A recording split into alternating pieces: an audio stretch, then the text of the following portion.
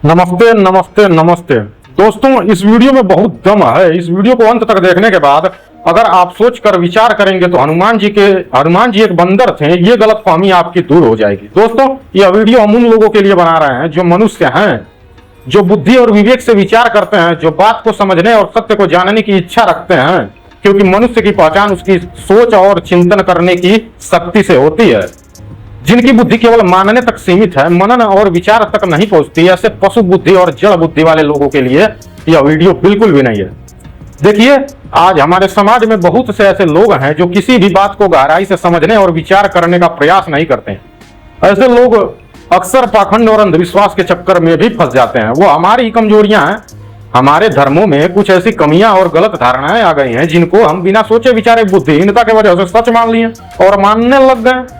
और जब हम स्वयं सत्य को समझ रहे और अपनी जो कमियां हैं उनको सुधारने का प्रयास नहीं करते हैं, तो उन्हीं सब कमियों को दिखाकर हमारे युवाओं को अन्य धर्म की ओर बहका दिया जाता है। इसलिए हमें अपनी कमियों को पहचान कर ज्ञान और तर्क और विवेक के आधार पर सत्य को समझना चाहिए। जैसे रामायण में हनुमान जी का वर्णन मिलता है। अब प्रश्न यह है कि क्या वानर का अर्थ वास्तव में पूंछ वाला बंदर ही है? इतिहास में रूस जापान युद्ध में के समय जापानियों को वेलो मंकीज कहा गया है। क्या वो सचमुच बंदर थे? नहीं।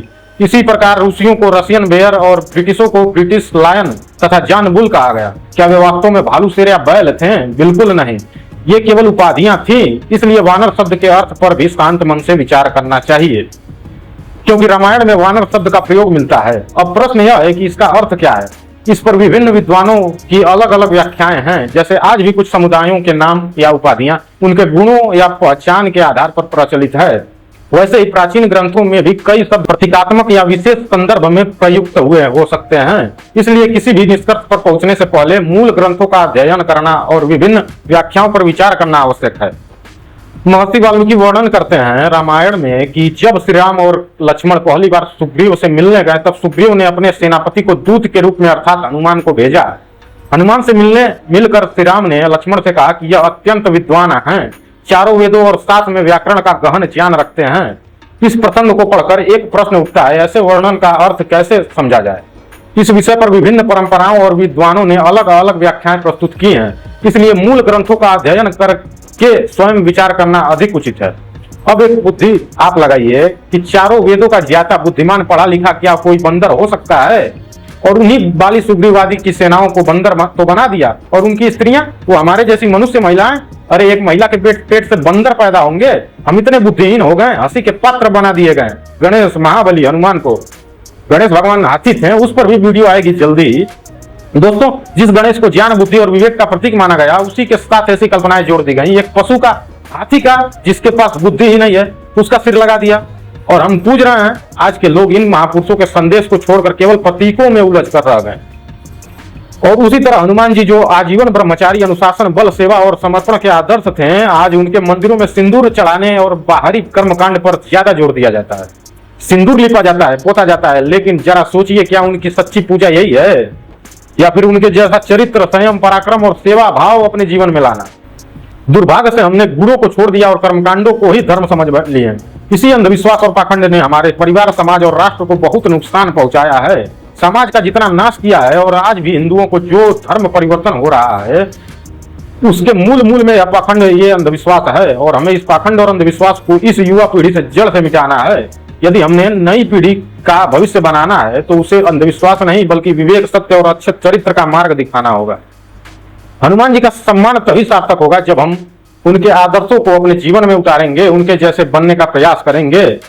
अगर तुम बोलते हो कि हनुमान जी ने लंका कैसे जलाई, अगर तुम बोलते हो हनुमान जी ने लंका कैसे जलाई जब उनकी पूछ ही नहीं थी, तो हमारा भी एक प्रश्न है, अगर माता अंजना मानव थी तो उनके पेट से बंदर कैसे पैदा होगा? जब हमारे इस बात में तो विचार करने वाली बात है और दम भी है, लेकिन तुम्हारे प्रश्न में बिल्कुल दम नहीं है कि हनुमान जी की पूछ नहीं थी तो लंका कैसे जली। इसलिए नहीं दम है क्योंकि मिलावट का नाम सुने हो। मिलावट जैसे शुद्ध दूध में अगर कोई दूसरा पदार्थ मिला दिया जाए तो वह देखने में दूध ही दिखाई देता है, लेकिन उसकी शुद्धता बदल जाएगी।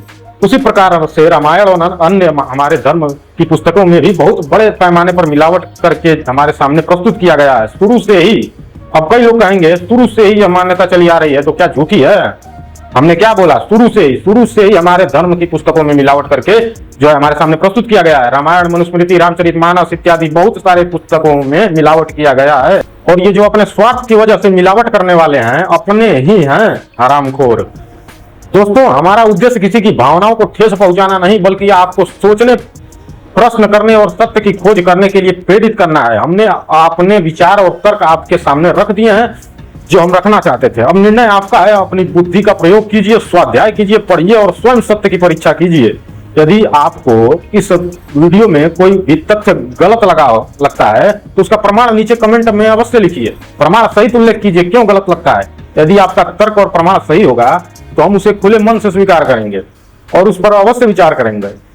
अगर आपको यह वीडियो सोचने पर मजबूर करता है तो इसे अधिक से अधिक लोगों तक पहुंचाइए, लाइक कीजिए और हमारे चैनल गुरुदेव ओम हरिओम को सब्सक्राइब करना न भूलिए। बहुत बहुत धन्यवाद, आपने इस वीडियो को अंत तक देखा।